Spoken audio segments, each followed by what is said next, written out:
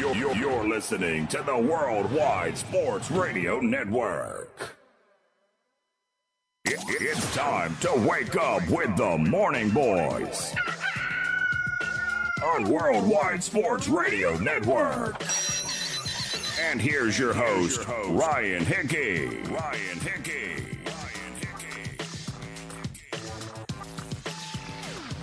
Good Thursday morning and welcome in to the Worldwide Sports Radio Network. It is the Morning Boys with Ryan Hickey right here with you. We appreciate you tuning in and joining us this morning. Hopefully, if you're not having a great morning, or if you are having a great morning, which obviously we hope that is the case, we hope to make it even better for these next 2 hours as we are on the air until 11 a.m. on the East Coast. Again, with you here every Monday and Thursday, 9 a.m. to 11 a.m. And we hope, at least in this time where every day feels like the same, to where even, for myself, who has kind of a regimented structure where at least I have the show Monday and Thursday, so theoretically I should know 2 of the 7 days of the week. It's still very tough, and every day kind of blends together to know what day it is and just kind of get out of that routine. So we do hope at least that we provide you a little bit different routine and do provide a little joy and a little entertainment for these 2 hours every Monday and Thursday. We have a great show for you lined up. A lot to discuss here in the sports world, and I'm very guest heavy today, which I try to avoid for the most part, unless try to have guests on the show that really enlighten us as an audience, entertain us as an audience, and I think that we will have that today. 10 a.m. on the East Coast, we have Matt Johnson, former Ohio State football player and also a fitness instructor. He's going to join us because he really, since the quarantine has happened, since the pandemic has happened, he is, a fitness instructor full time. So he is one that has been negatively affected, you would think, because no one's going to the gym. But he really has taken the bull by the horns here and has done a lot of Zoom workouts. And now he's starting to do a lot of these Zoom workouts for charity and for a good cause. So we'll have him on again at 10 o'clock to discuss the latest charity he's benefiting. He has a fundraiser on Monday, June 1st. We'll have him tell us the details of what exactly the fundraiser is, who it benefits. And he does these really, it seems like it's going to be monthly now, or bi-monthly is his goal as well. So this one's going to help the Helping Hand Rescue Mission. So if you've been trying to give back, like myself, really, I have tried my best to donate something, give back in some way, because thankfully, knock on wood, for the most part, I have been, for the most part, unaffected. Thankfully, for this pandemic, for the most part. I know that's not the case for a lot of people out there. And at least I've tried my best to find ways to give back, small, large ways. And it's, at least for me, it's personally been tough. So I'm excited to have Matt on, discuss his fundraiser and discuss how we can give back. If you've been looking to give back but haven't really found a way, or a charity or a cause that you feel is worthy enough to give back to, I think Matt will bring some light and really enlighten us again of the work he's been doing. So that would be at 10 o'clock on the East Coast, just about an hour from now. And then we have Jared Diamond, Wall Street Journal and national baseball writer, and also author of Swing Kings. I'll have him on at 10:40 to finish out the show, because this is really the main story now, which we're going to lead with, is the negotiations between Major League Baseball Players Association and the owners, the front office, of trying to get an economic deal done, trying to get the money right so that really the players can get back on the field and try to get baseball started this season in some form. It's been, so far this week, very, very, very ugly. The owners have been lowballing the players. Their latest offer, which we'll tell you about here in a second, really chafed a lot of these players. And I'll just say this. We have seen strikes in baseball before. At least for me, that's what gets me nervous, that we might see another one again, and baseball won't happen in 2020, so we'll have Jared on at 10:40 Eastern to engage his concern, whether a deal will get done, and if truly the players are being greedy. I've been seeing that take a lot. I've been seeing that talked about a lot on social media, at least. The players being greedy, they should just take whatever money, take the salary reductions like we all are during this tough time, and just play baseball. Let's go. I want to get Jared's thoughts on whether he thinks the players are being greedy or not, and again, that'll be at 10:40. We've discussed before, at least a few weeks ago, my thoughts of how the NBA should resume. If the league does end up resuming it and have games, I said, no regular season, go right to the playoffs. There's been a lot of discussion, a lot of talk about the different playoff formats that could happen with resumption to the league. We'll discuss those in 9:20 because I think there are some interesting suggestions out there. I think the NBA could take a page out of the NHL's book. I'll tell you what I mean by that again in about 20 minutes or so. We have the most intriguing teams. You have the top 8 teams here. We'll give you 8 through number 5. Most intriguing NFL teams to watch in 2020. We are really now coming to the top. All these teams we'll list here today and then finish up on Monday are teams that we'll all have our eyes on throughout the entire 2020 season. So that'll be numbers 8 through 5, again at 9:40, and then at 10:20. Of course, as we know, the fastest growing game show in all of America, 2020 or Apocalypse. Well, if you want to participate, reach out to me on Facebook, Worldwide Sports Radio Network. If you want to tweet at me, WWSRN_radio, or Ryan_Hickey and the number 3, Ryan_Hickey and the number 3. To be a participant, to be a game show contestant, and get on 2020 or Apocalypse. Right now, the leaders are 4-5 and 3-5. We have a tie for each. So, number 1, 5 out of 5, the perfect score is still out there. You can catapult yourself to the top list and guarantee a share of the winnings, which would be gift cards to local establishments of your choice. So there's a prize at the end. First place is still out there. You can guarantee and assure yourself you will be in the money if you go 5 out of 5. So if you want to play, let me know. Reach out and we'll get you on the show either today or in the next few weeks as the game will carry on, really until we run out of content. And thankfully, so far, that is yet to be the case. So like I said, I do want to start here with the biggest story that's going on in the sports world, and that is the latest negotiations between MLB players and owners. And really the question is, are they any closer to a deal? I think it was last week or 2 weeks ago. I apologize for not remembering. I discussed why, basically this is going to get as ugly as it has gone so far, and you're going to have to choose a side, right? Obviously, we all assume and we all are on the same side of baseball coming back. None of us are rooting for the sport not to resume. None of us are rooting that these deals don't get done and that we don't see baseball in 2020, because that would be disastrous for the entire sport, and that will have ramifications for decades. I think not just years, decades going past. So they need to play baseball. And I keep coming back to that as really they have too much to lose. There's too much to lose for the owners. There's too much to lose for the players and the sport and the overall health of baseball, which is dwindling. The NBA is rising. The NFL is rising. MLB is dwindling and shrinking. They need this more than ever. So I keep resting on that thought, at least, that, okay, no matter what happens, no matter what we hear, no matter how mad the players are, no matter how mad the owners are, they both realize they can't have a 2020 season not played, especially because of money. So with that said, you see the latest proposal that the owners put out there. And at first they rumored and threw out the notion that there was going to be a 50-50 revenue split between the owners and the players, something that does not happen in baseball. Every other sport, there's a revenue sharing where the players get a percentage of their revenues. NBA is 50-50. NFL, they're working towards 50-50. They're at 47 and 47.5%. I forget the exact new number with the CBA that was signed and ratified for this year. But baseball, that's not the case. The owners take the revenue for themselves. There's no salary cap in baseball. And really, whatever the players, whatever their salary is, that's what they get. So bonuses, they don't, if the league has a good year, they don't see any of that. So now, instead of proposing that to where basically the players won't see and won't take share of the earnings, they'll just take share of the losses. The owners then proposed on Tuesday, instead of that, they threw out the 50-50 revenue split, and they came with a sliding scale cuts based on how much money you make. So, for example, if a player is supposed to make $35 million this year, in a full 162 season, no pandemic, normal year, they're supposed to make $35 million. Well, the prorated salary, which they already agreed to, cut that in half, is about, not great with math, I forget the exact number, but you prorate it down, you cut it in half, it's about, let's see, quick math, it's about 18 and change, or a little less, 17 and change. And now you cut that again with their sliding scale pay cuts, it would be about $7.85 million. So you have a player who's supposed to make 35, he's going to end up making, if they agree to the second pay cut, $7.85 million. Huge, huge haircut, right? And this applies to every single player. There's the scale. The more money you make, basically, the greater percentage that you're going to sacrifice. If you make the minimum, it's not going to be that much of a loss, but it's still a major loss. So the minimum wage for a regular MLB season, $563,500. So just about $500,000, let's just say, to make it easy. That'll go down to $262,000 if these players accept these second rates. So obviously you cut that in half for the prorated salary, and then you lose about 10%. So anywhere between 10 and 70% to cut off the prorated salary is what the owners proposed in the latest negotiations. And the players are very, very, very upset. And apparently their counter-argument, from what I've been reading these last few hours, is that they will counter with more games. So right now the proposal is 82 games. They want to counter with 100 games and guarantee their prorated salaries. And obviously, the more games that are played, the more money they make, because their deal and their hope is to make as much money, or they're going to make money per game. 82 games, you're going to get basically half your salary. 100 games, obviously, you'll get more than that.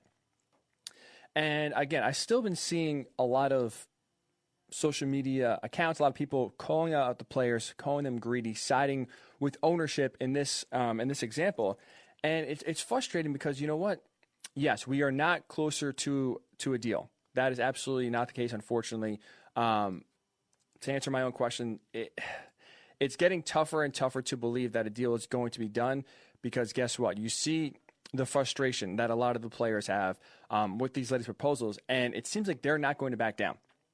And here's why, at least, I think you should still, if you're going to get on a side, why you should still back the owners in this argument and really double down and have their side. So I want to read you Max Scherzer's latest tweet. He tweeted this last night, and he is on the MLB Executive Subcommittee, 8 players. So he is really, in these negotiations, really out here trying to help the players and get a deal done. He tweeted this last night, quote, "After discussing the latest developments with the rest of the players, there's no reason to engage with MLB in any further compensation reductions. We have previously negotiated a pay cut in the version of prorated salaries, and there's no justification to accept a second pay cut based upon the current information the union has received. I'm glad to hear other players voicing the same viewpoint and believe MLB's economic strategy would completely change if all documentation were to become public information." And there's a guy, so MLB, what they are trying to do here is essentially put the players against themselves. With this sliding scale pay cut that they're proposing, right, where the players making the most money will take the biggest haircut, will take the biggest loss of salary for this year, and the guys making the minimum salary would, again, it's about a 10% second pay cut is what they're proposing. They want the players to basically fight against each other because guess what? They realized, and Kevin Pillar thankfully tweeted this out to add some clarity. Most of the Major League Baseball players are making $1 million or less. There's not that many Bryce Harpers out there, or Mike Trout, or Max Scherzer, who's making over $30 million a year.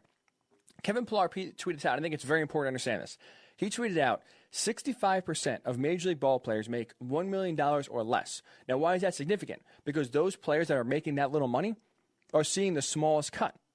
So if the majority of players are going to be receiving the smallest cut, wouldn't you think that they rally together, get together and say, you know what? All right, our salary is going to cut in half. We agreed to that. So if I'm making the minimum, my salary is going to be, again, basically cut in half, and I'm only going to lose 10% more of what they're proposing. You know what? Fine. It's not the worst thing in the world. It's not the biggest cut. I'll just accept it. Let's play ball because guess what? Half of, what I'm supposed to make is still better than nothing. And a lot of these players aren't financially set long-term that a lot of these big-time stars are. Bryce Harper can afford to miss a season. Same with Mike Trout. Same with Max Scherzer. Same with Garrett Cole. These guys, God forbid, if we don't play baseball in 2020, they can go without the $36 million they're going to get this year or $35 or $30 million. They'll be okay. But a lot of these players aren't okay. Again, over half the league, 65%, are making $1 million or less. So the owners are banking on and hoping for the fact that the players and the majority of players that make little money are going to get upset of the minority of players that make a lot of money being upset about the proposal, getting another massive pay cut, and then basically have some infighting occur. That's their goal. They've wanted this the entire time. They've wanted infighting to occur as soon as they put the initial 50-50 revenue split proposal out there. They want players to publicly voice their frustration. Why do you think there's no owner? There's no general manager. There's no no one in the front office or in ownership has spoken on the record publicly since really these negotiations began. Why do you think that is? They see the players speaking out. They see the public backlash of the players being viewed as greedy and automatically siding with the owners because they aren't talking. But it's easy to forget. I want to bring light to this. It's easy to forget. The owners, first of all, if they're going to operate at a loss, which, again, everyone has been operating at a loss so far in 2020, right? There's no industry, for the most part, that's been unaffected, unless I guess you have stock in Amazon. But outside of that, the owners have a great chance to make up the lost revenue this year in further years. And here's what I mean by that. So the average MLB career, basically 5.5 years, right? 5.6 years is the average MLB career. Now, the average time, so all 30 owners right now, the current timeline of an ownership is 15.5 years. So each owner has been in place for roughly 15 years. The average player career, 5.6 years. Why this is important? Because revenues in baseball keep on going up. Last year, MLB raked in $10.7 billion in gross revenue. And why is that significant? That's his 17th consecutive season. Revenues continue to grow and surpass the year before. So owners see baseball, despite the lack of viewership, despite they're struggling to kind of latch onto this younger generation of cord cutters, essentially bring them in to where those fans, those millennial fans, are going to the NBA and the NFL and not watching MLB. Despite all of that, they're still raking in millions and billions of dollars year after year. Again, 17 straight seasons of revenues growing is very impressive. And sure, they'll have a dip in 2020, but I don't see a reason why once things get back to normal, as close to normal as possible, once the economy recovers, once we're all back to working, unemployment has really significantly been cut down, baseball revenues are still going to grow. And there's no reason to think that they're going to decrease at all. Television deals are starting to kick in a few years, so more revenue is going to be pumped into the league. They will be making more money year after year after year after 2020. So guess what? They're going to be able to take a bath on 2020. They're going to be able to make up for the lost salary because guess what? They're in it for the long run. This is a long-term play here for the owners. Again, when the average ownership currently is 15 and a half years, you can afford one down year and make up small, each year have revenues increase. You'll make up that lost season eventually. Players don't have that luxury. When your average lifespan in Major League Baseball is 5.5 years, basically what's going on right now is 20% of your peak earning potential is one season as this year. So why would you not try to get as much money as possible? Why would you allow owners who are already billionaires, who already have tons of money, to basically pocket more of your revenue that instead of going to their salary, into your bank account, is going to their bank account? I think we have to keep pushing and realizing the long-term gains here for the sport of baseball and for the owners are way more important than the short-term losses. The short-term losses affect the players more than it affects the owners. But the long-term gains from playing in 2020, from possibly being the only league to resume safely, right? NHL is going to try, NBA is going to try. There's no guarantee that they can pull it off safely. There's no guarantee they're even going to try to resume. Right? NBA has been talking, the NHL rolls out their player format. They still have a lot of negotiations to go in order to get players back on the ice, get practicing, and get a season resumed. So theoretically, there's no guarantee that either of these sports can resume, and if baseball can resume and do it safely, they'll be the only sport on for a while. Those long-term games are going to go through the roof if baseball comes back, if they're the only sport back, and they really are the ones and the catalysts to kind of bring normality and normalcy back to our living rooms. And we will quickly forget the public fighting of the money. We will quickly forget which side took the sacrifice in the short term, because guess what? The long-term gains are going to benefit the owners way more. And I'll say this too. Operating at a loss for 1 year isn't going to kill these owners. 29 of the 30 MLB teams right now are all valued over $1 billion by Forbes. And the one that's not, the Miami Marlins, are at $980 million. So essentially, they're all close to or over $1 billion valuation by Forbes. So sure, no one wants to operate at a loss, right? Obviously, that's a big deal. All you want to see is revenues keep going up. But operating at a loss in one shortened season isn't going to kill those owners. It's not going to ruin them. And more importantly, if they do operate at a loss, that means that they gave the players what they want, and that means that baseball will come back, and they actually, I think in the long run, will see more revenue and be a greater gain. And let's go with the worst case scenario. Let's say that this pandemic is really hurting an owner or two. If this season does go on and they give the players prorated salary and they really can't afford to do so, sell the team. Your team is valued over $1 billion. You will get a lot of that money back you lost in 1 year. So to me, this is all about the long-term play for the owners. They have to realize, and I think they do realize, that if they play the season, their long-term revenues are going to continue to increase, continue to grow, and they'll make up the lost money. The issue is they're still trying and they're still focused on getting as much money in the short term as possible instead of realizing, hey, the long-term gains are always going to be greater than the short term. Play for the long game. Ownership, owners are here for the long game. They're not here for 4 or 5 years like a player. The ownership lifespan is 3 times the amount of an average player career. And the revenues, again, 17 consecutive years have only continued to grow, only continued to increase. So they will see that money and they will make it up in the long run. So to me, that's why it's very important, and why I'm siding with the side of the players who are making the sacrifice, already have cut their salary in half, and are the ones taking the risk, by the way.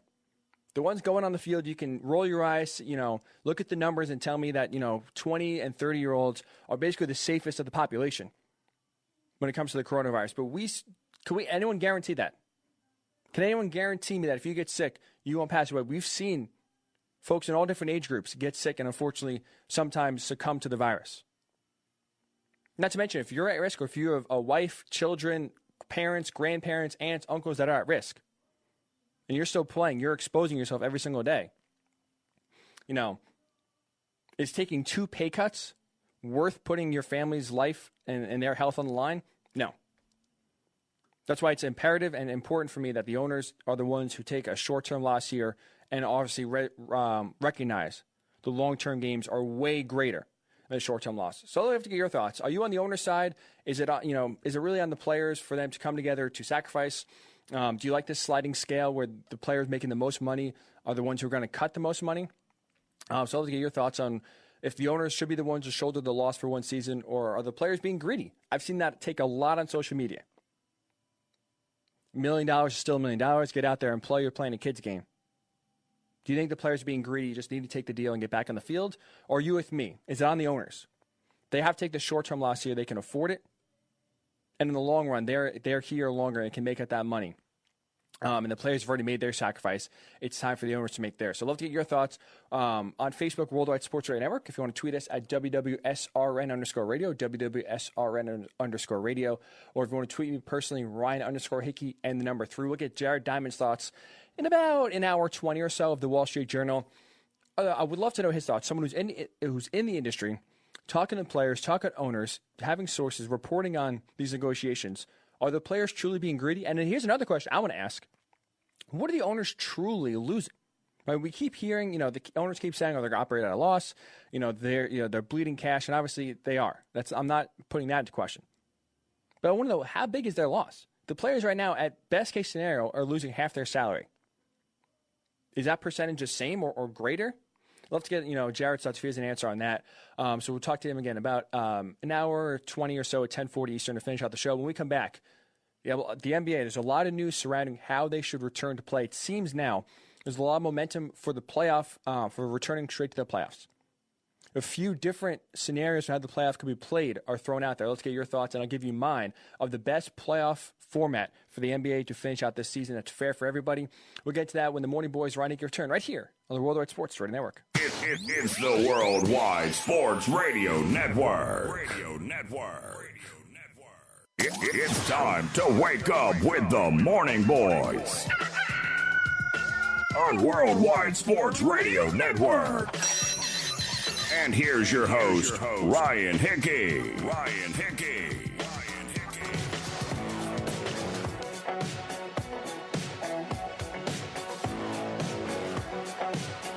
Welcome back into the Worldwide Sports Radio Network. It is the Morning Boys, Ryan Hickey, right here on this Thursday morning. Hopefully you're having a great week so far, staying safe and staying sane for sure as we progress. We slowly are progressing to hopefully finally kind of breaking out of this quarantine and having a semblance, some sort of normalcy for sure, at least here in New York and more specifically Long Island. We finally reached phase 1 of reopening.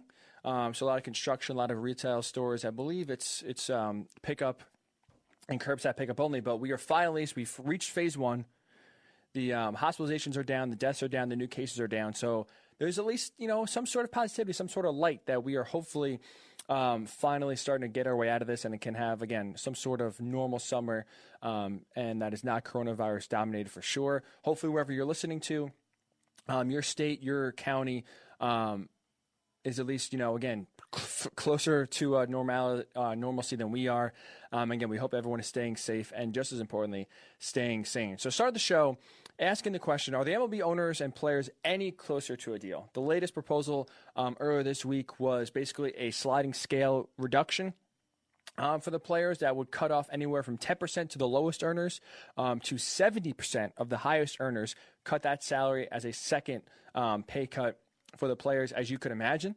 That did not go over very well. You had Max Scherzer basically showing the support that everyone's in unity. The players were the owners were basically trying to pit the players against each other. 65% of Major League players make under $1 million. And those players, for the most part, had the least amount of money cut. So the owners, their thought is the majority of players in baseball make $1 million or less. So let's give them the least cut, so that way the majority is on our side. They'll vote it through. And for the minority, despite them being vocal, despite, Mike Trout, Max Scherzer, and Garrett Cole having to take the biggest pay cut, again, they're outnumbered by the majority of baseball players that make, again, $1 million or less. So we'll have them on our side. And Max Scherzer, at least his statement last night, showed that the players are in lockstep. They're all together. And they saw the ownership's attempt to divide them, and they actually, it seems at least publicly, saying that they got galvanized by this, and they are closer together than ever. And despite the guy making minimum wage, right, the minimum salary in baseball, despite him getting the smallest pay cut, percentage-wise, he is backing guys like Max Scherzer, guys like Mike Trout, guys like Garrett Cole. And he sees that, that's going to be me one day. I got to back these guys now. So my money in the future when I get there doesn't get clipped. So these guys are all together, apparently. And the owner's plan, at least to try to create some infighting, try to create some controversy, so far at least has seemed to swing and miss. I'd love to get your thoughts. On Facebook, Jim LeBruno, I hope I got that right, Jim. I apologize if not. Jim LeBruno writes in, does not sound like they are any closer to me to getting a deal done. He's right. And I'm going to ask Jared Diamond this in about an hour or so, because this is the main question I want to have. Looking at the strike in 1994, we obviously know that the players and the owners are willing, if necessary, if they're so entrenched on their side, to let a season just stop and now resume. 1994 strike, the players and the owners both were so deep on their side, they stopped playing in August, and for the first time, I forget the exact number, since in the 1800s, the World Series is not played. That got a lot of fans upset. I'm curious to get Jared's thoughts on if that strike in 1994, which showed that the players and the owners are both not afraid of a work stoppage that kills public perception, that ruins the season, and again, drives a lot of fans away. If they're not worried about that back then, I wonder how the players and the owners currently view that 1994 work stoppage. Do the players now view that 1994 strike as another reason to hold strong on their side? To where, listen, you guys in 1994 did it. Look where we got, look how that helped us in the long run. We're willing to do the same exact thing this year. We're willing to sacrifice the 2020 season in order to get what we want if the owners aren't budging.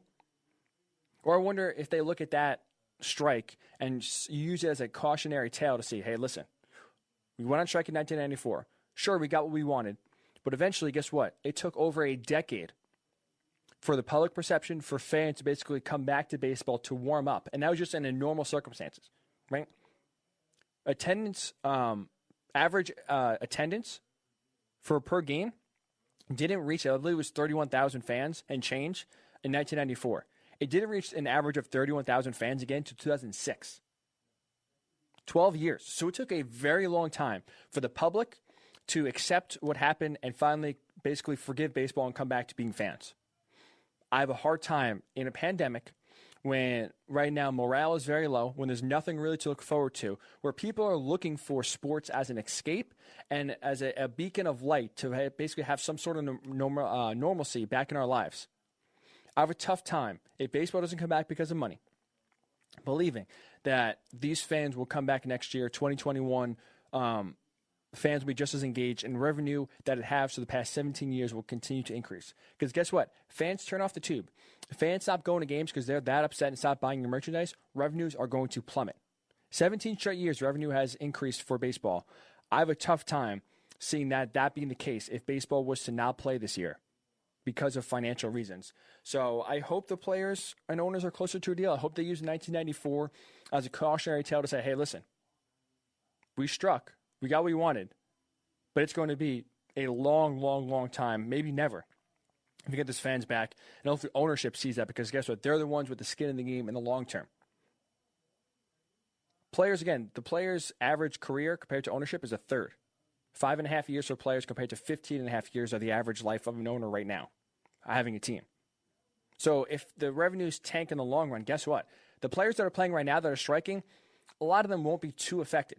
It's the owners that are really going to feel the hurt down the road, which is why I think that they're the ones who need to make the sacrifice in the long term.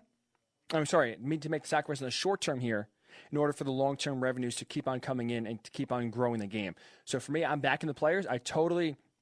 I'm on their side when it comes to their fight and getting as much money as possible from the ownership, who, again, to me is just trying to be greedy, trying to keep as much money for themselves as possible and have a chance to really put the game in jeopardy long term if they don't move off of that thought process and don't allow players and give players, for the most part, what they want. So, again, taking your thoughts on Facebook, Worldwide Sports Radio Network, Twitter, WWSRN_radio. So get your thoughts. And also now I want to get into possibly the NBA, how can they resume? Right? How should the NBA return to play, and what format should they use? A ton, since we got off the air on Monday, a few different suggestions by some pretty big-time people were thrown out there. And I'll give you a few and why I think that these really, all three of these ideas should be merged together into one. I'll explain what I mean. So ESPN Brian Windhorst reported that the season could resume with just the playoffs, and instead of having normal 8 teams in the West, 8 teams in the East playing each other, one plays 8, 2 plays 7, and then the winner of the East plays the winner of the West, like the format that we've seen, for most of our lives. Brian Windhorst is reporting that the league could resume and seed 1 through 16 based on record. So scratch East and West, put all the, all 8 playoff teams, 8 from the East, 8 from the West, put those, take the standings currently, and then put them all together and seed them 1 through 16 based on record. I think that could be really interesting.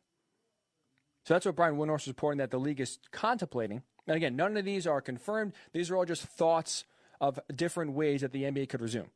Now, Mark Cuban, owner of the Mavericks, really had an outlandish and pretty out there suggestion. Here's what he suggested earlier this week when doing numerous radio hits throughout the week. He suggested 5 regular season games for everybody. So bring all 30 teams back, play 5 regular season games, have 20 playoff teams.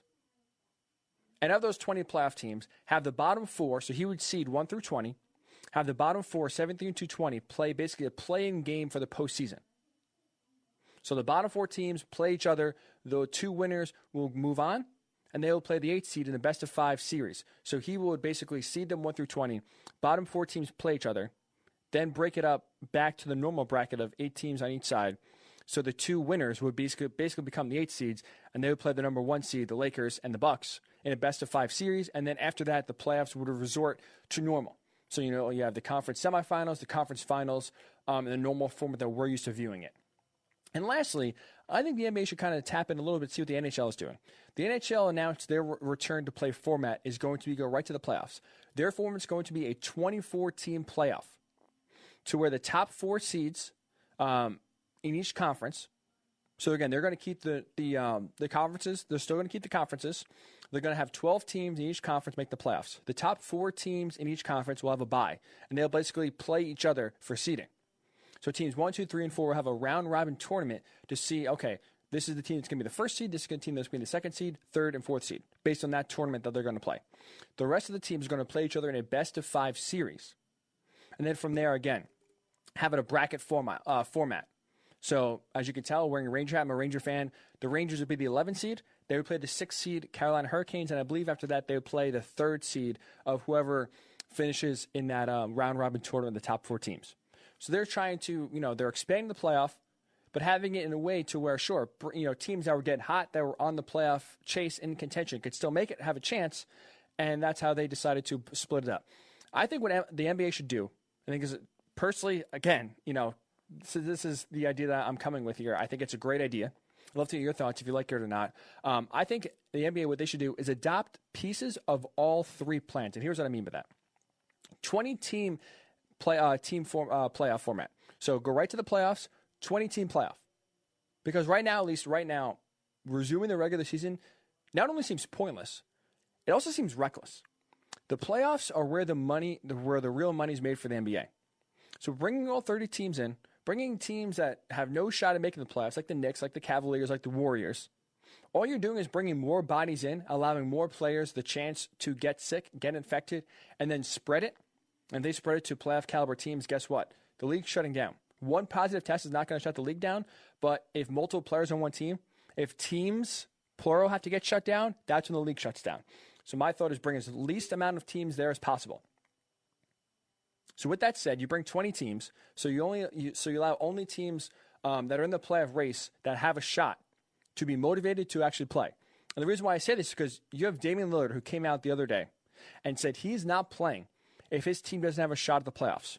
So Damian Lillard was talking to Yahoo Sports and said, if they resume the league, if they play basically, let's say, 5 to 7 regular season games, because, again, the reason why they would do that is to reach the 70-game benchmark for these regional sports network contracts so they don't have to pay them more money. So his thought philosophy is that if they're going to play these regular season games in order to just fulfill that 70-game requirement so that the league isn't paying or refunding these regional sports networks, he's not going to play. If the Trailblazers don't have a legitimate chance to make the playoffs, he's sitting out. He'll go with the team to Orlando. He'll go through practice, but when it comes to the games, he will sit on the bench because he said there's no point in playing. If my team doesn't have a shot, I'm not going to play. And there are plenty of big-time star athletes right now that are on teams like that. Steph Curry and Klay Thompson, the Warriors, are not making the playoffs. Why would they play? Steve Kerr basically already said they're in off-season mode. So you have a lot of these teams that are in the bottom of the league, that their season's been over for months, come out and basically say, I'm not into it. We're not going to, we're already treating this like the season's over for us. We're into off-season mode, and I'm sure a lot of the players are following suit. So that's why, to me, it's reckless and dangerous to resume the regular season because you're going to have a lot of players that aren't into it. And again, more bodies equals more risk of infection, which would take down the league. So it's more dangerous than beneficial to try to resume the regular season. So bring back 20 teams, and here's why I think 20 teams would both help the playoff format, but also fulfill regular season requirements. So here's what I would do. I would allow teams in the playoff race to basically have their just due. So 8 teams in the East, 8 teams in the West. Those teams are locked in. Take the next 4 teams, record-wise, and put them in and give them a shot, which would be the Blazers, the Pelicans, the Kings, and the Spurs. Those are the next 4 teams that are closest to the playoffs. Hey, guess what? Damian Lillard's on that Blazers team. And all 4 of those teams are, I believe, at most 3.5 games out. So they're right in the playoff race. So you allow the teams with the 20 best records to qualify. And here's what you would do. Similar to what the NHL is doing with having teams, basically fight it out and play it in. I would have the top 12 teams. So you see them 1 through 20. Similar to what Brian Windhorst was reporting. So you see teams 1 through 20. You have them play each other 5 games to figure out the final seeding. Why is that? Why 5 games? Because guess what? You can market those as regular season games. Top 12 teams will play a round-robin tournament with each other 5 games to figure out the final seeding. In doing that, you can fulfill these regional sports network contracts for most of them, I should say. Obviously, you're not going to fulfill it for everybody. But this allows players to get the rust off, so you're not going right into the playoffs, and the first game they're playing is a playoff game. So you can allow them basically to have an exhibition game or so, have them play 5 regular season games to fulfill those contracts, and get as close to fulfilling those contracts as possible. You knock the rust off, and the top 12 teams again could fight it out for seeding purposes. So the bottom 8 teams would play each other in a best-of-5 series. So obviously 8 teams, 4 will win. You slot them in a 1 through 16 format, the last 4 seeds, 13, 14, 15, 16. The playoffs begin. 1 plays 16, 2 plays 15, and from there you bracket it and you go until you have a champion. So I like the idea of seeding 1 through 16. I like Mark Cuban's plan of a playing tournament, which you would have with the bottom 8 teams. Have them play each other, 4 winners, best-of-5 series. Slot them as the last 4 seeds in, 1 through 16. You have the top 12 teams play 5 regular season games to figure out final seeding. And guess what? You can use those games as regular season games to, at least for those 12 teams, get it close to fulfilling these regional sports network contracts as possible. And play those, 1 through 16 series and 7-game series. So just for me, it's the fairest way to have playoff caliber teams in the mix, have everyone playing for something that means something. That's something you have to make it to where these games matter. These games mean something. So the top 12 teams would play each other in 5 games to figure out the final seeding. 13 through 20 would play each other in a 5-game series. Those 4 winners would move on, be the last 4 teams in the playoff. 1 through 16, there's your playoff. So it's a little confusing. 20 teams, bottom 8 teams play each other. Seed them 1 through 20, bottom 8 teams play each other. Those 4 winners move up to be the final 4 seeds in a 16-team setting. Have them play, then just play it out. 1 through 16, 2 to 15 in a 7-game series, and there is your NBA playoffs. So at least to me, it allows for regular season games to still be played, but it doesn't involve every single team, so you're still limiting the amount of bodies, amount of players that are there. So again, the smaller the number, the less rate of infection, in theory, or the less percentage of infection, I should say. So it keeps players safe. It tries to add some intrigue to the season. And again, I think it's an exciting way to get the season back off and running, which is what the NBA needs. So I'm curious. Let's get your thoughts. Do you like this idea? What is the best way for the NBA to resume? Should they adopt something similar to a 20-game or 20-team playoff, or do you think it's too gimmicky? I've seen that too, where people just want to go back to the playoffs like it normally is, 8 teams, East versus West, because that will be the only true way that an asterisk won't be put on the season. I think this is a great opportunity for Adam Silver and the league to test something out, to have a trial run, because guess what? And I want to kind of get into this as his own topic. Maybe I'll do it on Monday. I do think the NBA playoffs need some sort of revamping. Baseball truly is any team can win. We saw that with the Nationals as the most recent example, being the wild card team, beating the Dodgers as the number 1 seed, beating the Astros, and winning the World Series. It truly is, once you get in, anyone can win. The NFL is a little bit less like that, but at the same time, one game, anything can happen. You had the 6th seed in the Tennessee Titans make it to the AFC title game. And one game, anything can happen. NHL is similar to baseball. Once you're in, anything can happen. Even in a 7-game series, anything can happen. It's all about who has the hot goalie, who's playing well. And we just saw it last year. The number 1 seed, Tampa Bay Lightning, were swept by the 8th seed Columbus Blue Jackets. Swept. 8 not only beat the 1, 8 swept the 1. The NBA is the only league where there is basically, there's zero parity in the playoffs. These top teams are winning.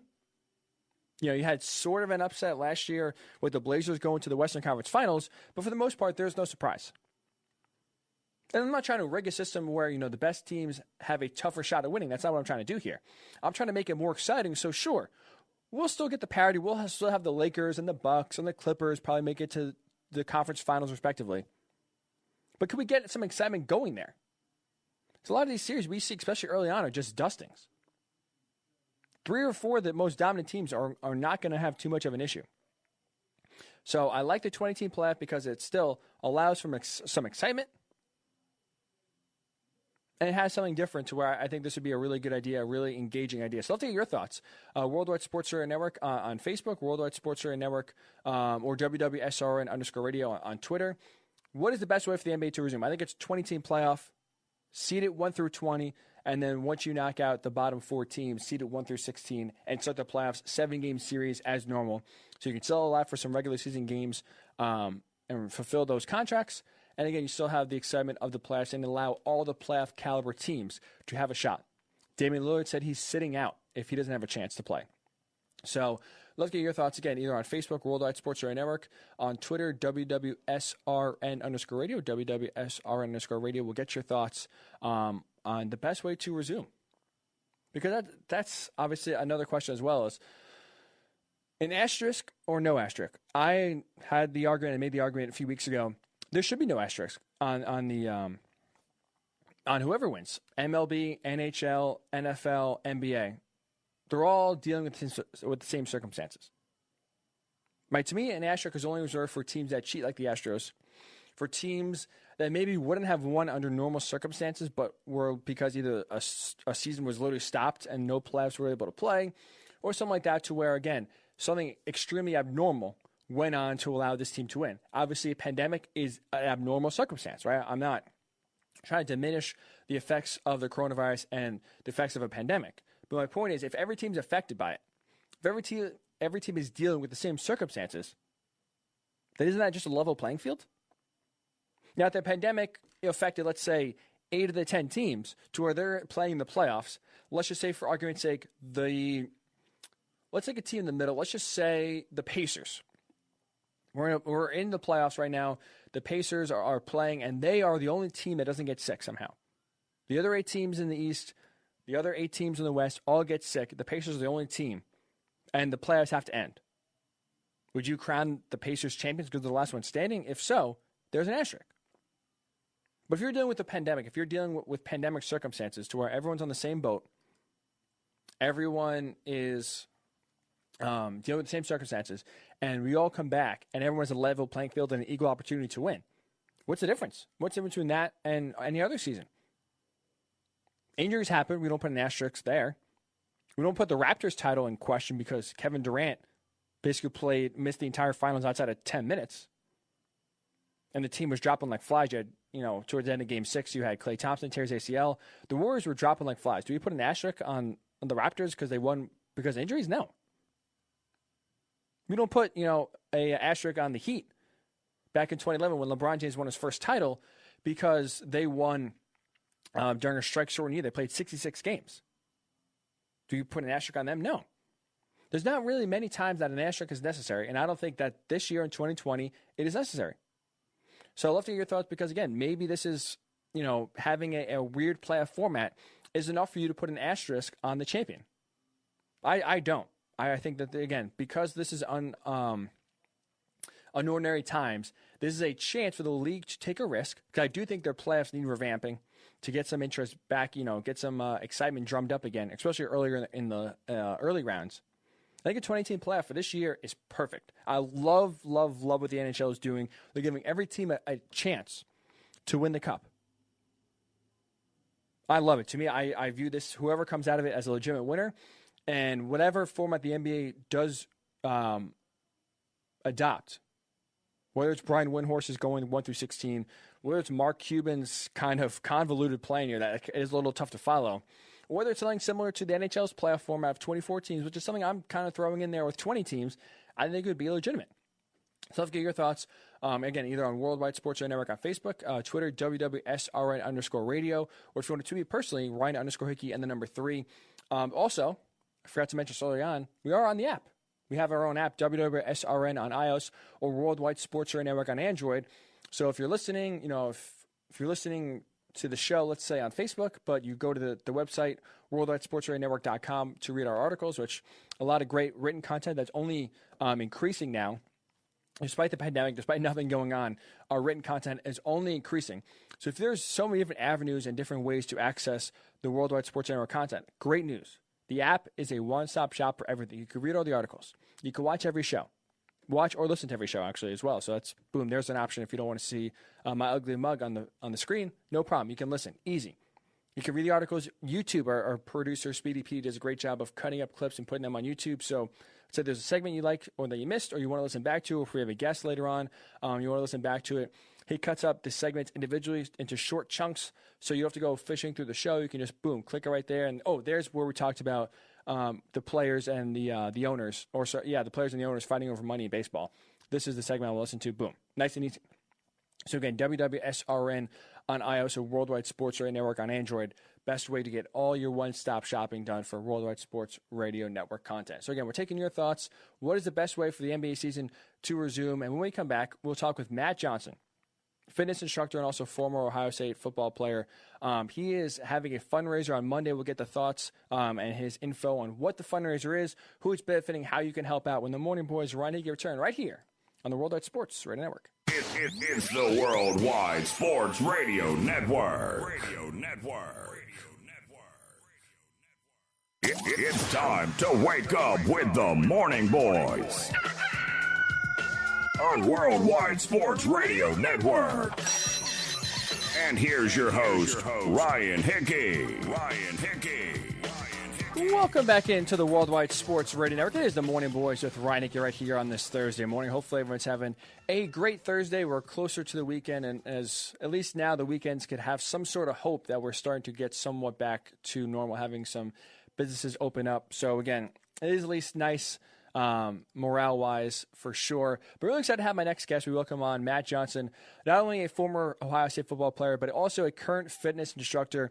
And I'm not sure because, at least for me personally, through this time, I've wanted to give back. I've struggled how? Especially, with a lot of local businesses struggling. I've always wanted to try to get back locally. I live on Long Island, try to support the towns, the restaurants, the bars by me. And, you could do that. You can order out here and there. Or one of my great friends has had some trivia nights where, the money would go benefit, maybe feed essential workers one night or go to somewhere else local another night. So it's been, small ways, but I know for me, I'm still trying to give back, still trying to find a way to help out in this time. And I'm really excited to have Matt Johnson on here because I think he can help us all. If you're struggling just like I am to get back, I think he can help us find an avenue to give back, as he is putting on a fundraiser this Monday, June 1st, that is benefiting the Help in Hand Rescue Mission, which you'll hear about here in just a little bit. But Matt, how are you doing this morning? Thanks so much for giving us a few minutes. How are you? I'm grateful. How are you doing?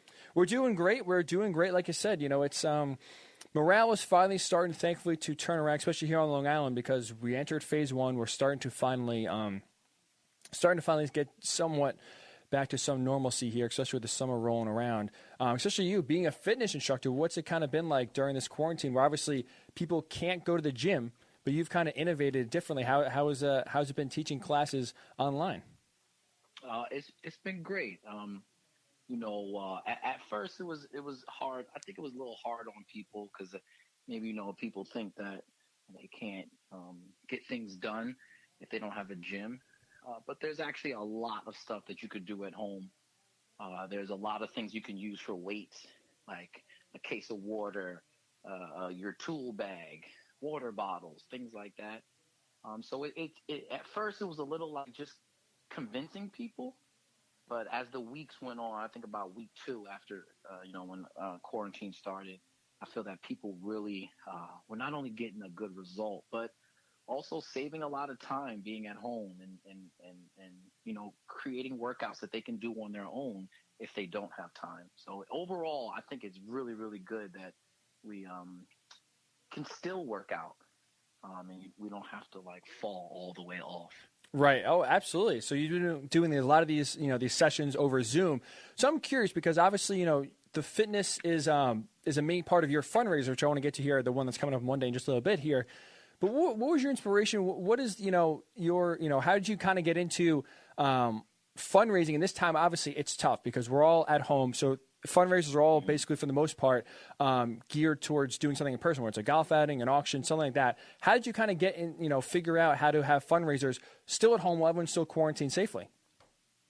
My father is a pastor and my mom was a special ed teacher. So giving back is something that was installed in the way I was raised. So it's just natural for me to want to give back. One of my friends said to me, because I was telling him like, hey, I do want to give back during quarantine. And he said to me, he's like, hey, one of my other friends is doing this challenge online, like a fundraiser challenge. So I thought about that and I'm like, hey, everybody's always with the challenge.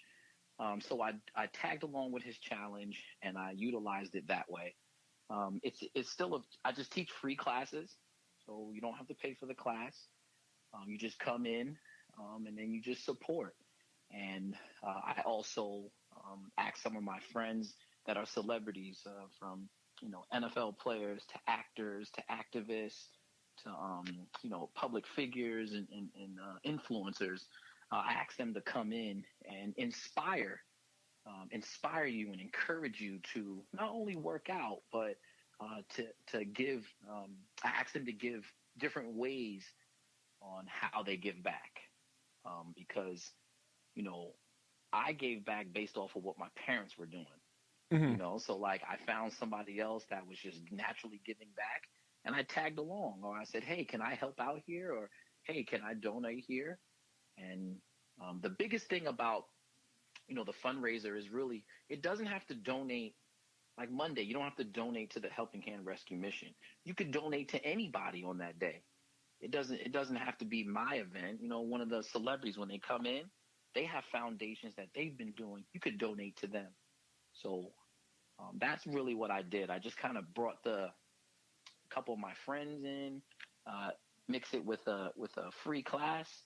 I'm adding a live DJ to it, and it just I think when you're sincere about it and you really want to give back, and people know you want to give back, they're more willing to give because they know, like, I'm not doing this for me. I'm doing this for somebody that I'm doing this for somebody that can never repay me. So it's going to go to somebody that I probably will never meet, somebody that I probably will never talk to. But just being able to be that silent blessing is what I'm looking for. I'm looking to bless people that didn't even know it came from me.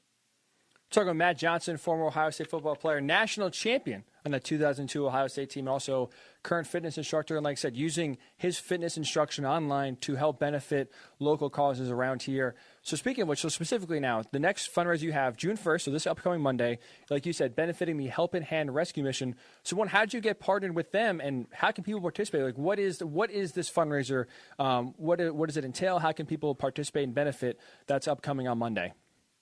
Okay, so the Helping Hand Rescue Mission is a nonprofit organization.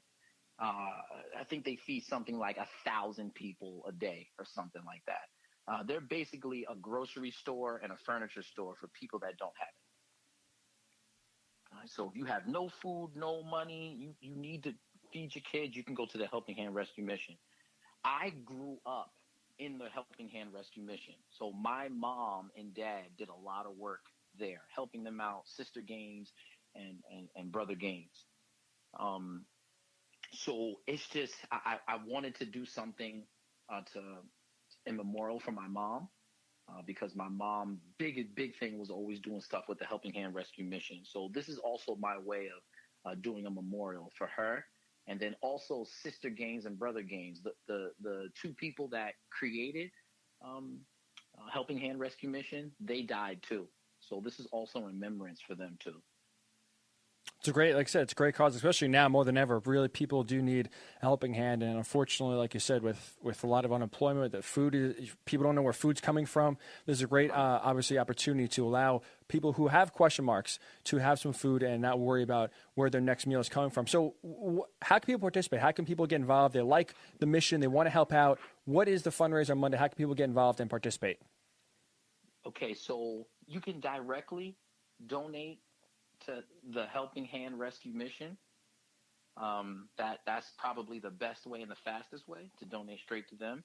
My class on Monday is from 8 a.m. in the morning to 6 p.m. at night. It's multiple classes. It's not just run the whole time, but it's different styles of classes. You can check that out through Zoom. My Zoom ID number is 409-271-0746.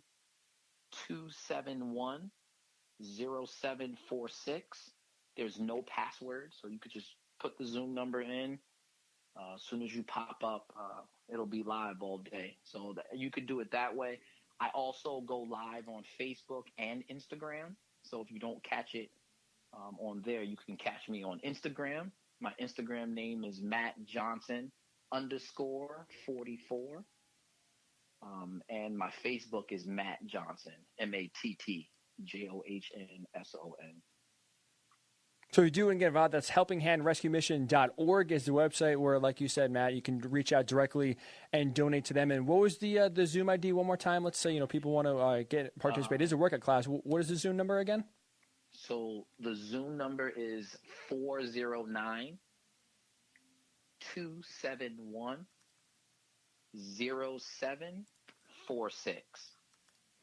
All right. So like I said, that's really what the fundraiser is. It's a workout class, 8 a.m. to 6 p.m. You can join at any time. You have all different sorts of workouts throughout the day. So like I said, people give back, and then also you can get a workout in and get your tutelage, which is, like I said, it benefits everyone. You get in shape.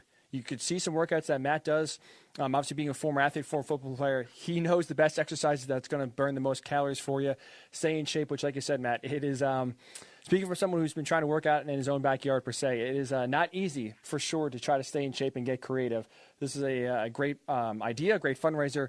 So, like you said, you also, being a former Ohio State player, having connections in the NFL, you've said before, with these fundraisers, plenty of former athletes will pop up. You'll be doing a Zoom workout, maybe in the middle of some burpees or something like that. Boom, an NFL player will pop up, talk to you, give some inspiration, kind of all part of the fundraiser for sure. Any names locked in that people could be seeing on Monday?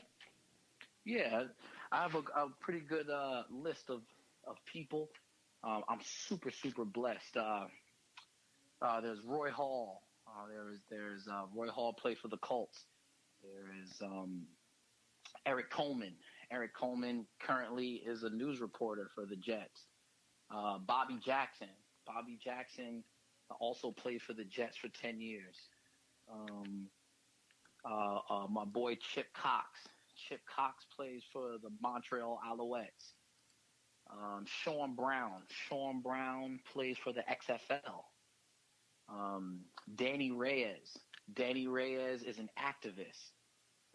He's the guy that, with the Jersey 4, the 4 dudes that got shot in Jersey back in 1998. They were playing college basketball. Macy Alexander, she's an NFL cheerleader. She was for 5 years. Who else? I think it's about 14, 15 people. I also have Kelly Olson. Kelly Olson is the head cheerleader coach for Hofstra University. I thought it'd be good to get, like, not only just players, but, like, people that are in the working world too. I think that's super, super important. So like I said, these are all names that could possibly show up on Monday. And like I said, you're working out. Not only do you get a great workout, not only helping raise some money and giving back and feeling good, but like I said, you can get some advice from professional athlete, former professional athlete, those in the business. It's a great opportunity, huh? Yeah, it definitely is. Being inspired by people like Trevor Costin, Fonnie Moma, and James Brady, just to hear their perspective on, greatness. Right? If you want to be great, ask people that are great. You want to be average, go ask people that are average. You want to be just good, ask for the people that are good. But I believe on great on top of great.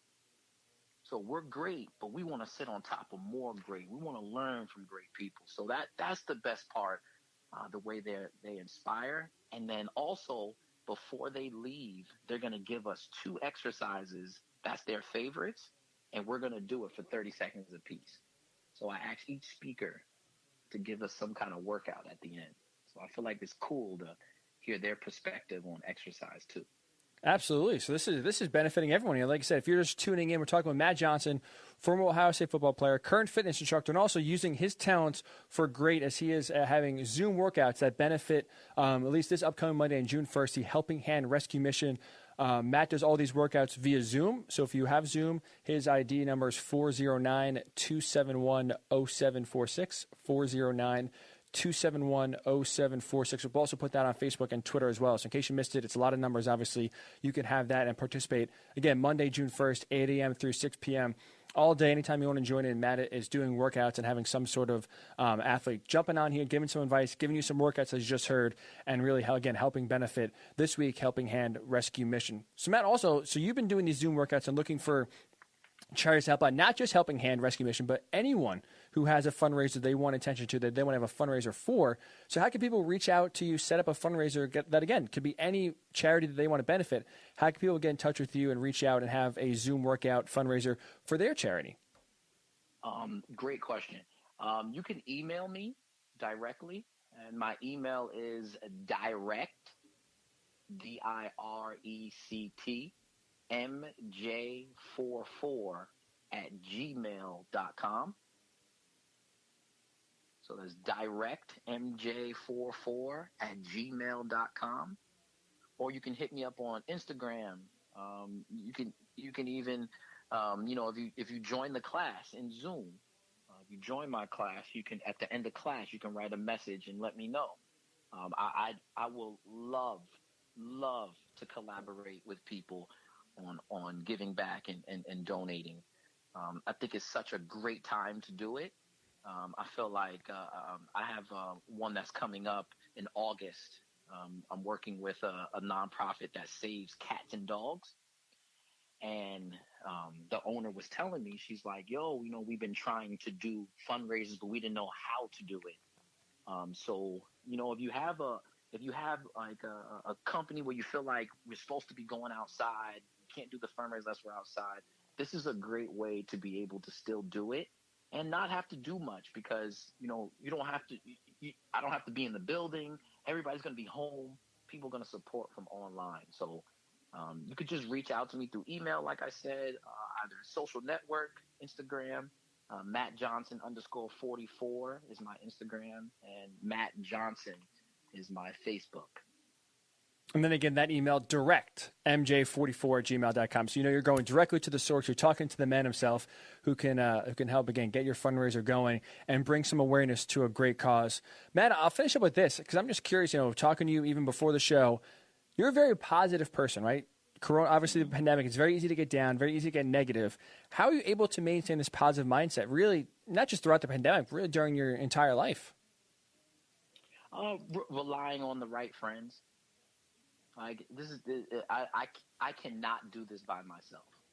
So, people showing up to class, that helps out. On Sundays, I have this group that I sit down and I listen to different speeches. That helps out a lot.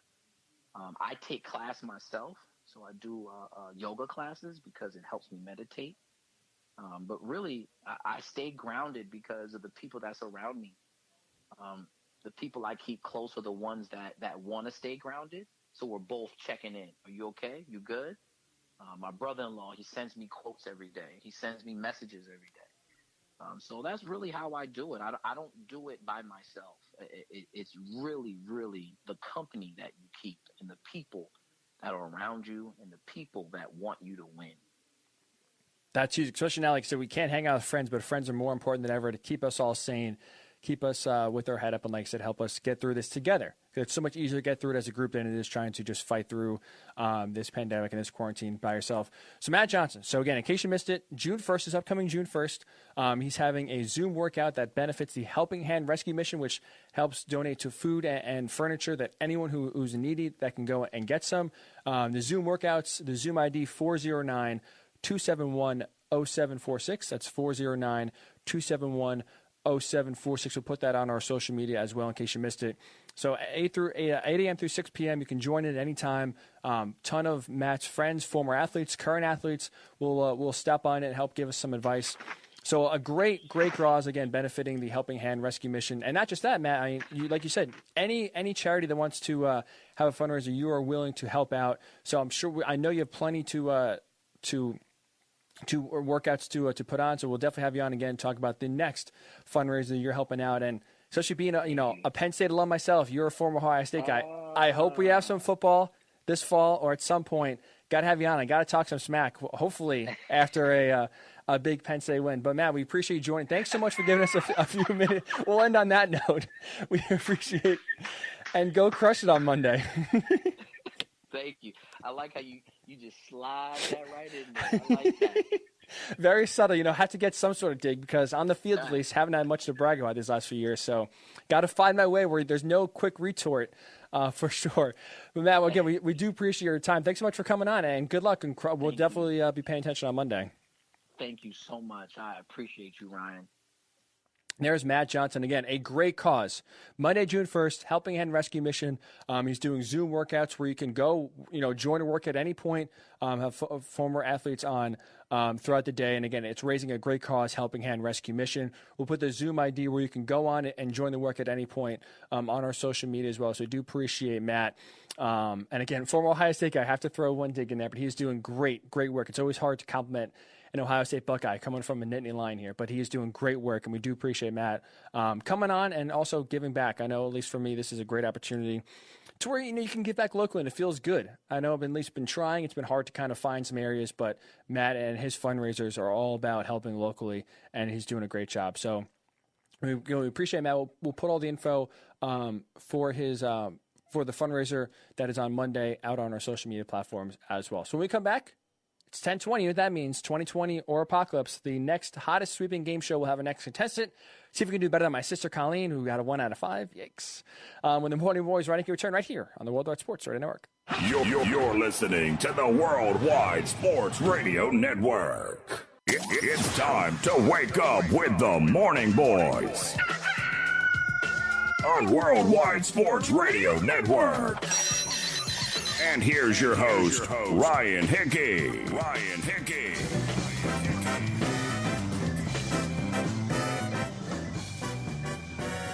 Coming in hot, but you hear the game show music. That means on the Worldwide Sports Radio Network right here with the Morning Boys and Ryan Hickey. It is time for this latest installment of 2020 or Apocalypse.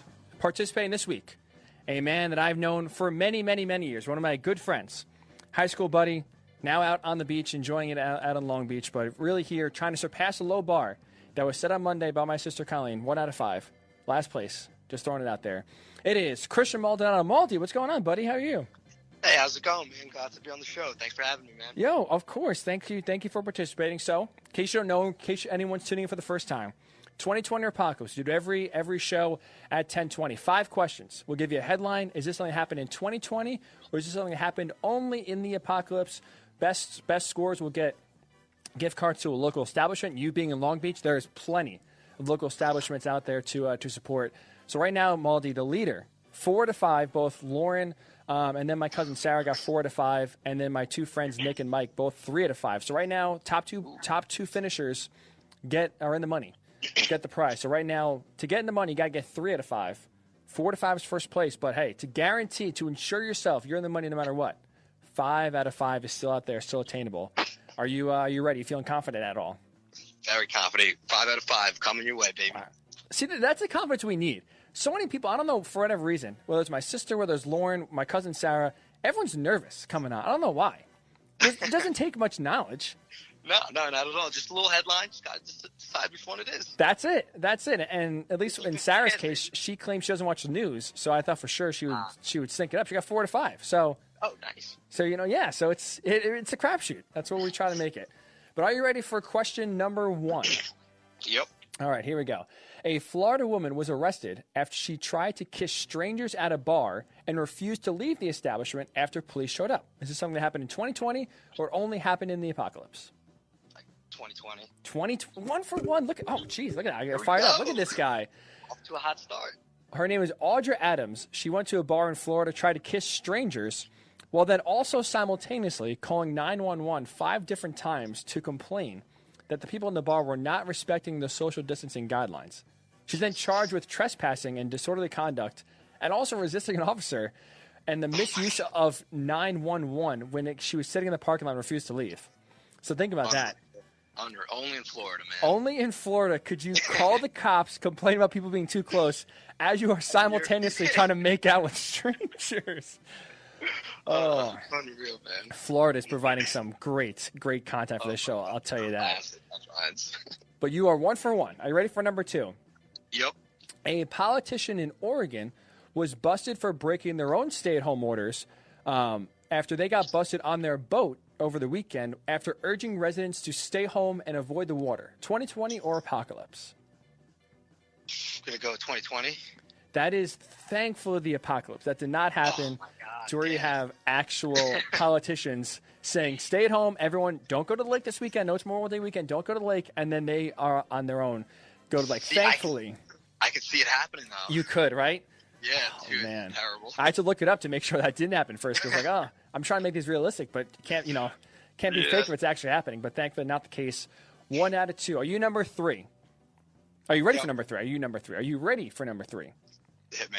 All right, this one should really, you should have an expertise in this one. A drive-through strip club was created at a restaurant to give patrons a show while they're waiting for their food orders. 2020 or apocalypse? Oh, man. So you can go to McDonald's, big wait, no problem, drive through, there's a boom. Drive-in strip club right there. You have the ladies dancing on the poles to your left, to your right, respecting social distancing while getting a show and you're waiting for your money. I want to say apocalypse, but I feel like that's 2020. Hold on a second. Oh, okay. He is debating.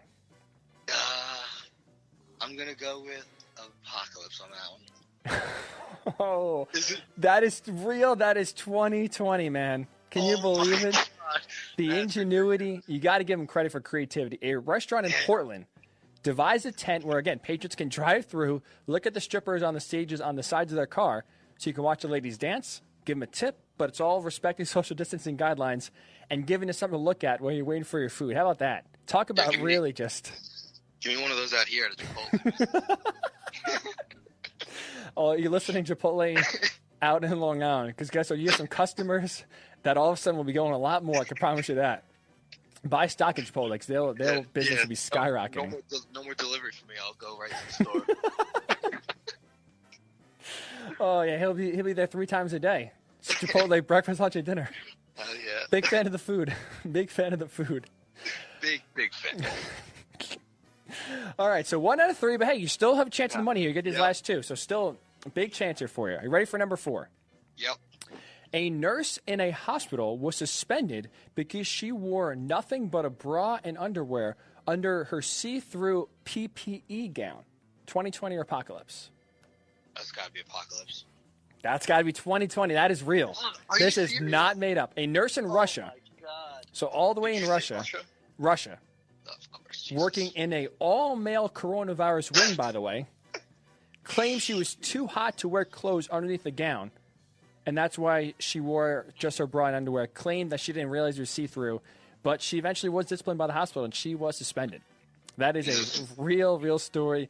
I can promise you this. I'm sure none of the patients were complaining. That's for sure. All right. My favorite nurse.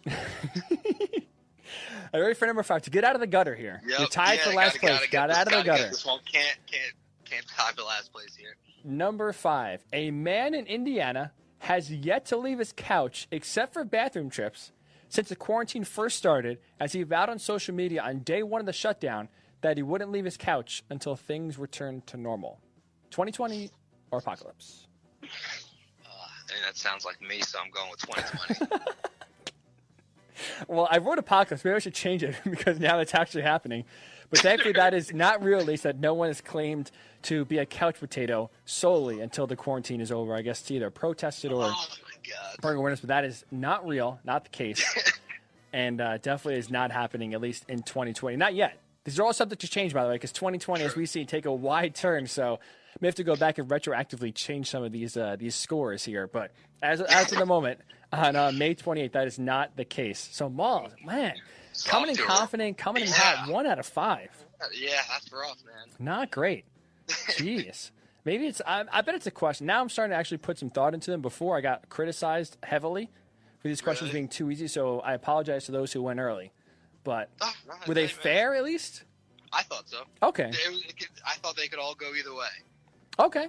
All right. Yep. I'll take it. That's what we're trying here, where they both the real ones sound fake and the fake ones sound real. That's what we're going for. So before you leave, I'm just curious. So you're a man out in Long Beach, by the beach. What's the deal there? Is the beach open? People, can you do anything, or is it everything still shut down? Yeah. So I mean, they pretty much, obviously, like everywhere else, everything's only open for like pickup or delivery. Beach is open to residents only now that Memorial Day hit, so we got to go get beach passes. And the boardwalk is, honestly, I'm not even sure. I think it's still closed. It might be open though. You think they'll open up? I'm nervous. I really thought that things would be open up this summer. I'm starting to get less and less confident. I mean, I genuinely don't think we're gonna have a full summer. If anything, I think things will start opening up late July, early August. But even at that point, I think a lot of people are still gonna be a little worried to go out and go party and go to bars and clubs and stuff. I mean, at least I hope so. You know. I know.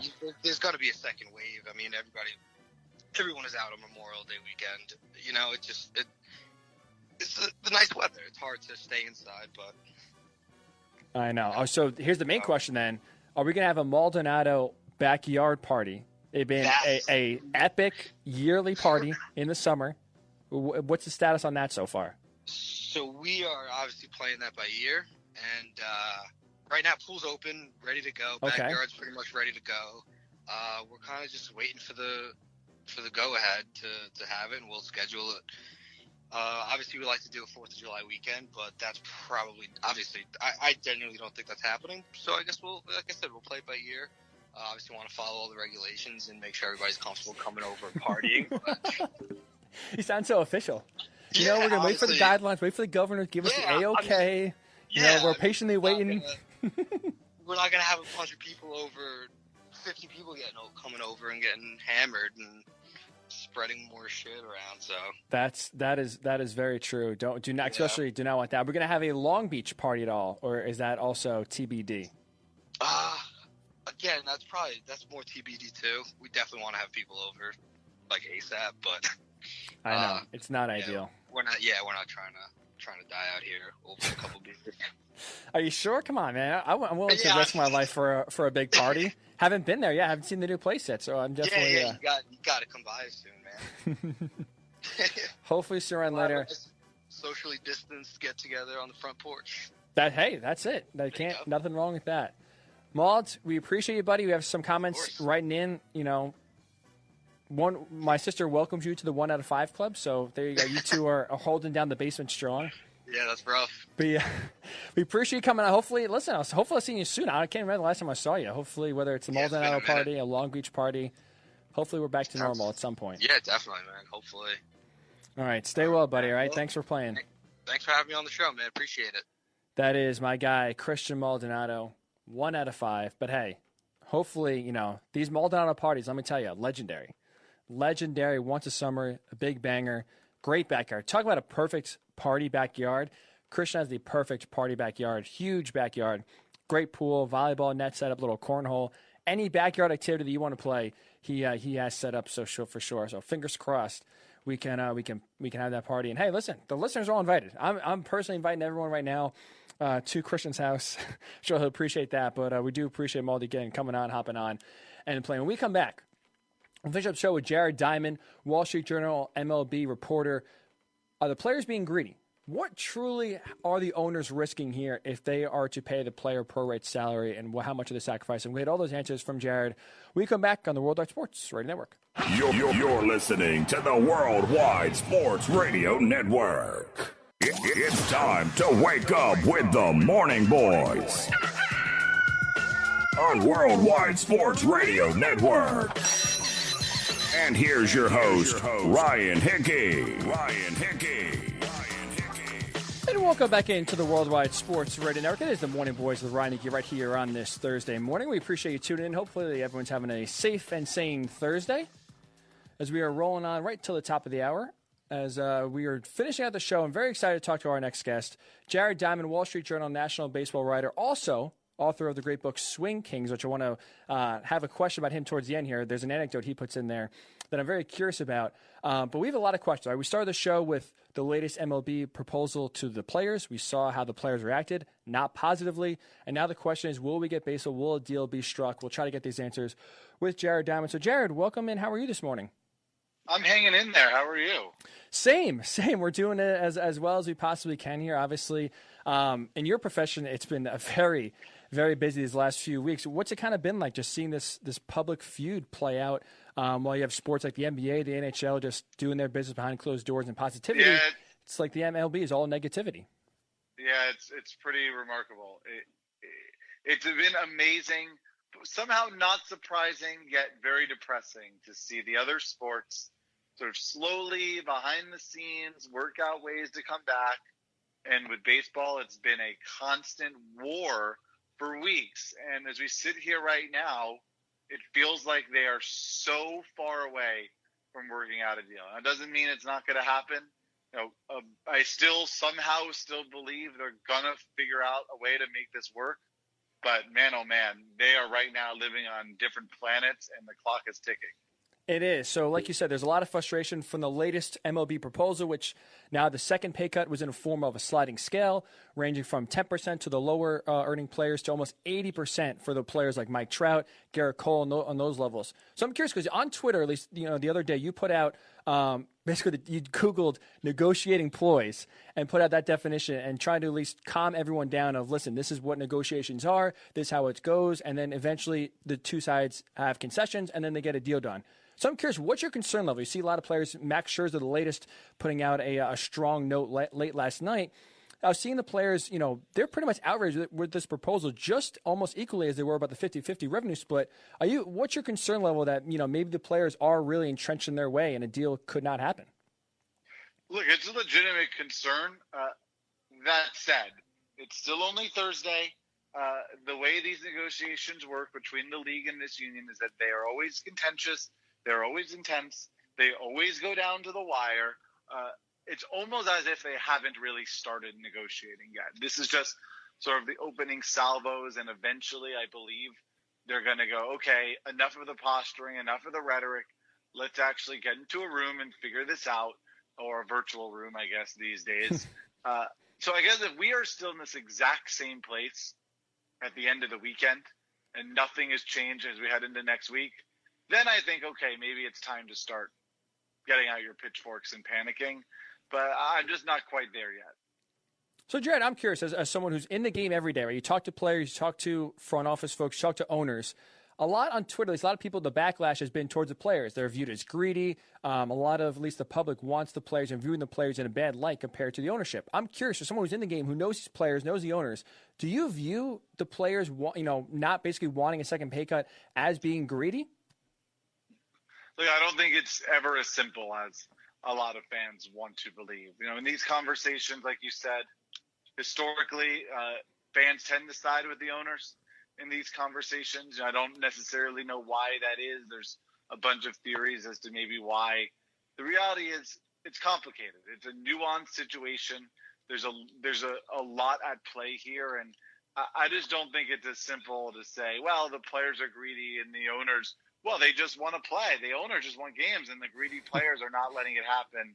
I think that just generally shows a lack of understanding of the whole situation, how labor really works. Let's keep in mind, there's a lot of fans that say all the time, oh, well, there's tons of people that would love to play the game for nothing. I don't need any money to play baseball. Yep. Well, that might be true, but I'm telling you, not a single person would pay to watch you play.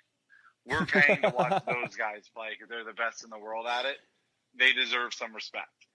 That's an argument, Larry. You hear that, oh man, I'll play that game. It's a kid's game. I'll play for nothing. You're right. No one's paying to watch average guys play baseball. That's for sure. We're talking about Jared Diamond, Wall Street Journal national baseball writer, also author of Swing Kings, and highly suggest a great follow on Twitter at Jared Diamond. So, Jared, like I just mentioned before, Max Scherzer, the latest player to rip the latest proposal, and in his explanation, he said MLB's economic strategy would be different if the documentation would become public. So I'm curious. We know publicly what the players are sacrificing, right? They already prorated their salaries, basically cut in half, and now the latest proposal is again another percentage cut on that salary. Do we have any idea what the owners are actually sacrificing monetary wise? The owners say, the league says that if they play games and pay with no fans and pay the players their prorated salaries, they will lose money. That is what their contention is. The league does not believe that. Or the union, does not believe that. They believe that the owners would make money if they played games with no fans and still paid the players their prorated salaries. And the union is not pleased with the transparency of the league. The union wants the league to fully open their books. They want to be proved. Hey, this is the situation. This is why we're saying that we can't make money with no fans in attendance. This is why you have to take cuts and essentially prove it. Open your books. To this point, the league is not doing that. And that's sort of the heart of the conversation. If at some point the league actually opened up its books fully to the union and was really transparent about it, this conversation would have a much different tenor. I just don't expect to see that happen anytime soon. Why is that? If that's the case, where if the players, okay, maybe they actually see the raw numbers and realize, all right, maybe it's a lot worse than we thought. We'll take some sort of secondary cut to get on the field. How come, if that's, if we believe that to be somewhat near, or believe the owners that they are going to take a significant loss, why not make that public? Well, I'll leave you to try to figure out why that might be. Why might the owners not want to open their books? Interesting. Look, I'm not accusing anybody of anything, but I'm just saying there's a lot of private companies that they don't want to open their books, and I'm sure there's a reason for it. Talking with Jared Diamond, national baseball writer for the Wall Street Journal. So yesterday, Jared, I saw Kevin Pillar tweeted 65% of Major League Baseball players make $1 million or less. I wasn't able to verify that, but if we say his number is correct or close to the normal, you would think this latest proposal, where those players would be getting the least amount of cuts, a lot of the players would be on board. But I'm wondering, is this, I guess it's easy to say, but why, how come those players aren't on board, I guess, is the question I'm trying to ask then. If they're taking the least amount of pay cuts, the majority of the league, how come they wouldn't be on board with this latest proposal? Well, look, I'm sure that there are some players that maybe privately are on board with it, that say, hey, I just want my money. This doesn't affect me. This is, these are like the superstars I know nothing about.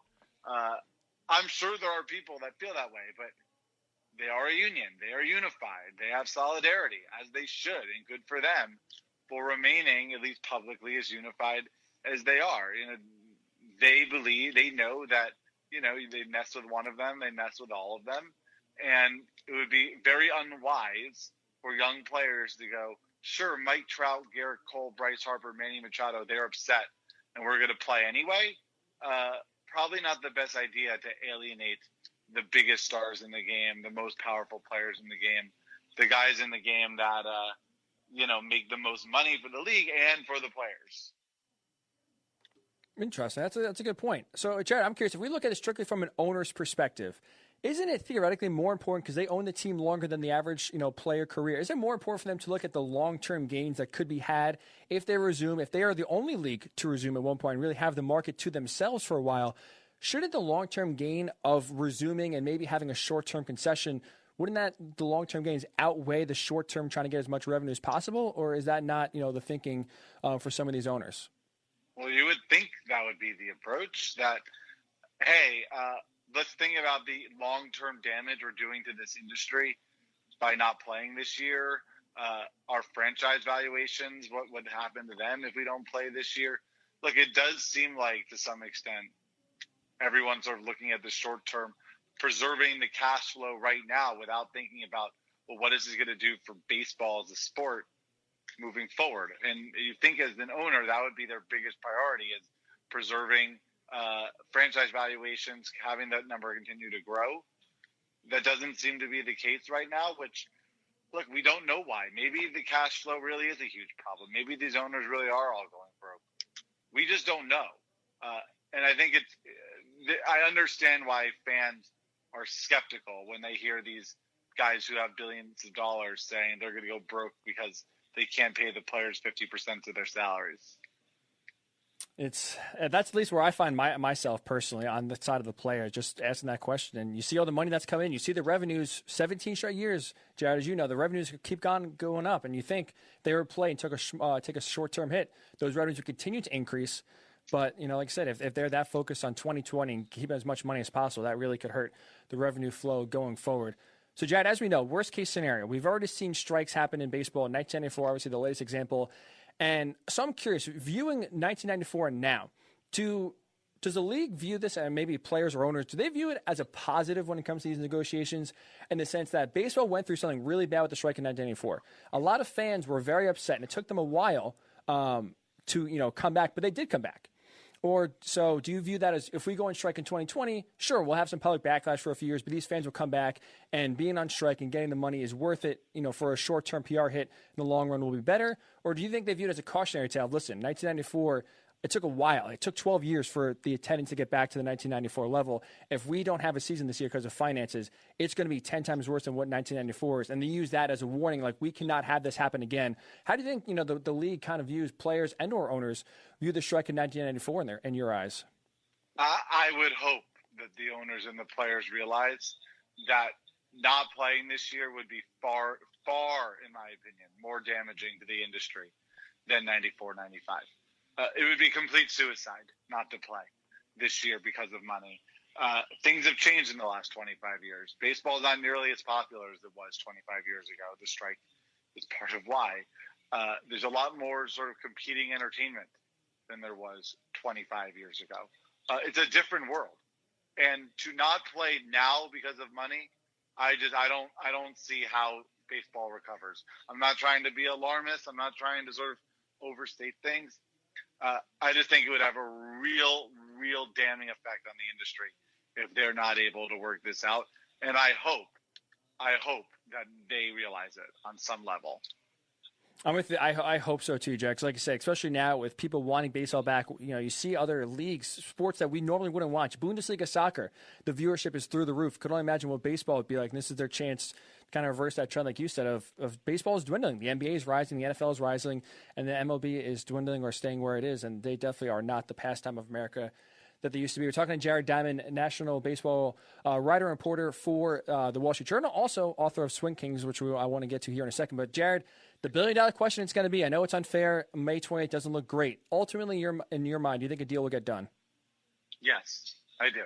And maybe I'm being naive.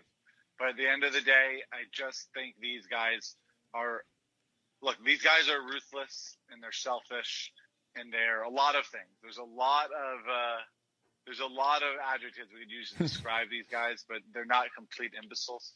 Neither the owners nor the players are complete imbeciles. So at the end of the day, I think it would just be suicidal for them not to play this year. and they'll figure it out. Even though as we sit here right now, I have absolutely no idea how that is possible.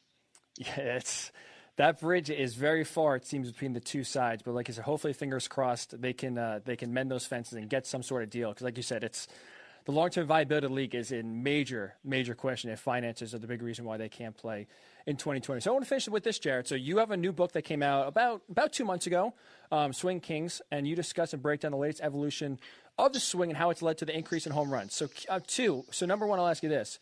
Are you a fan of this style of basically now, the analytical-driven MLB, where it's basically home run, strikeout, or walk? Those are really the three outcomes. Are you a fan of this kind of style of basically home run or nothing? And two, you said you took these lessons, right? You talked to Swing Kings, you talked to the gurus, and you yourself took some lessons and tried out the uppercut swing. So I'm curious, how was the swing looking after this book was completed? Certainly better than it was when it started. That's for sure. Yeah, it was probably the most fun part of the book was having the opportunity to get into cage and learn from some of the most fascinating, interesting, smart hitting minds that are out there right now. That was really a thrill. As for what do I think of the game now, this style, it's a complicated question. Obviously, I think there's real value in sort of an old-fashioned aesthetic to the game, the ball being put in play, guys running, more athleticism, more happening. I think there's value to that. I think the biggest issue that baseball has to worry about, and I know it's cliche, is just figuring out what to do with all the dead time. I do believe there's just too much dead time in Major League Baseball today. Too much standing around, too much time between pitches, too much time between balls in play. It doesn't mean I don't really like home runs. I do like home runs. Home runs are great. But there should probably be more to baseball than just home runs. And inspiring contact and especially feats of athleticism, I do think should be a priority for the industry. So would you be in favor then of a pitch clock or something to that effect that Rob Manfred has been at least trying and hinting at implementing at some point in his tenure? I've been in favor of a pitch clock from day one. I think it's an absolute no-brainer. I do not understand why so many baseball fans are so against it. Honestly, I think it's such an obvious fix. I'm not saying it would solve all of baseball's problems, but it certainly would help. It's such an easy place to start that would have no sort of negative impact on the game as far as I'm concerned. But there's a lot of purists out there that even the slightest sort of hint at a rule change inspires months of arguments on Twitter. And I think that just sort of hurts everybody ultimately. Well, Jared Diamond, we appreciate your time. Again, check out Swing Kings, the latest book that just came out. You can maybe help your swing as well. Jared, like I said, he took the advice and saw a substantial difference. So, Jared, we appreciate the time.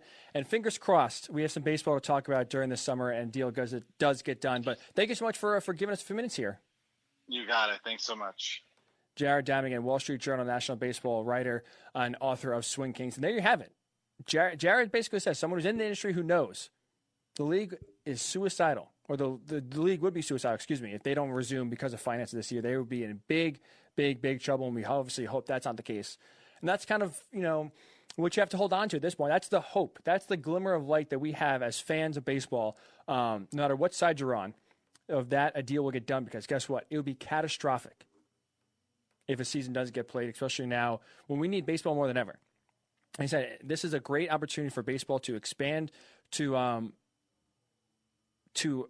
regions that they never had access to fans that never had access to. This is a perfect opportunity now where everyone is clamoring for something to look to, some sort of normalcy to happen in this day and age. That's what we need, and baseball has the opportunity. So please, owners, players, please get something done. I am pro-player on this. I'm backing them. But I do hope a deal does get done. And again, it favors the players more than the owners. So we do appreciate Jared coming in. There you have it. And that will do it for the decision of the Morning Boys. We appreciate Jared Diamond coming on. We appreciate Matt Johnson coming on. Again, we'll put his fundraiser info out on our social media accounts. He is having a Zoom workout 8 a.m. to 6 p.m. on Monday to benefit the Helping Hand Rescue Mission. So a great opportunity to get fit, get a workout class, talk to some former and current NFL athletes, and also helping a good cause as well. So we appreciate both of those gentlemen for coming on and giving us a few minutes here on the Worldwide Sports Radio Network. Hope everyone has a great weekend. Slowly, we're starting to, roll back the restrictions here. We're finally starting to to get some sort of light at the end of the tunnel, some sort of normalcy to return. We hope that can only continue. So please stay safe. You're listening to the Worldwide Sports Radio Network.